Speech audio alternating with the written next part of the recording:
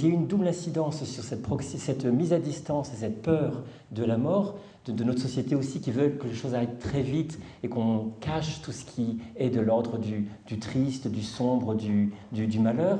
C'est que perdant ce savoir ancestral sur l'approche de la mort, on a ici perdu le savoir ancestral autour du deuil, de l'accompagnement des proches en deuil, et notre société s'est complètement dépouillée de tous les rituels, veillée des morts, qui commencent maintenant à revenir. On n'a plus de code vestimentaire.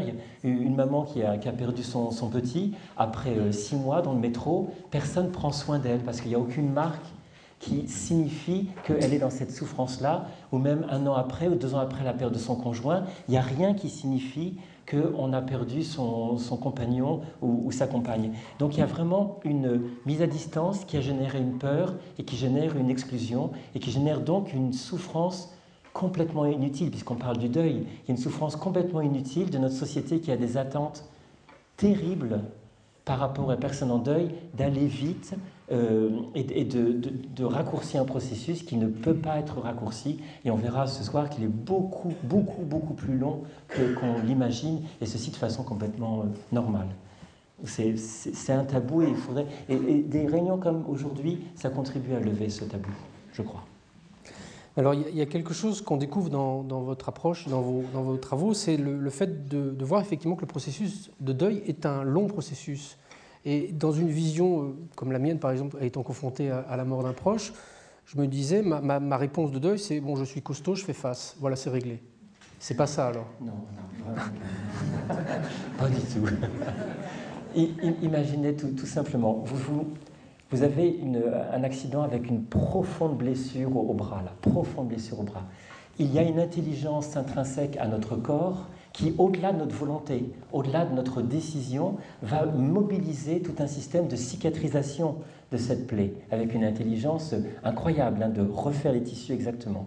Ça veut dire qu'au bout du compte, il y aura une plaie, une cicatrice à tout jamais.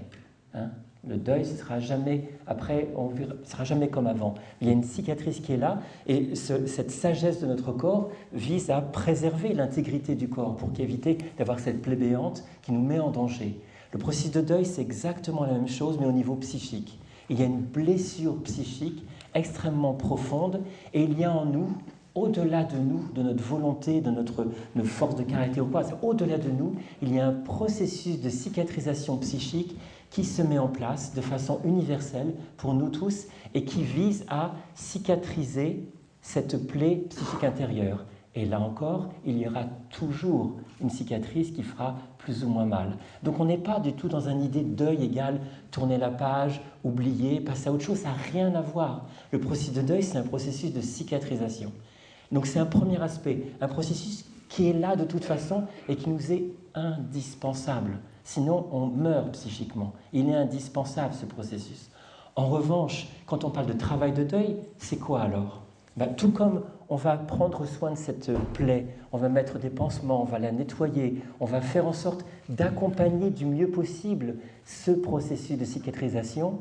De même, le travail de deuil est une façon de mobiliser des choses pour accompagner ce processus qui de toute façon se passera.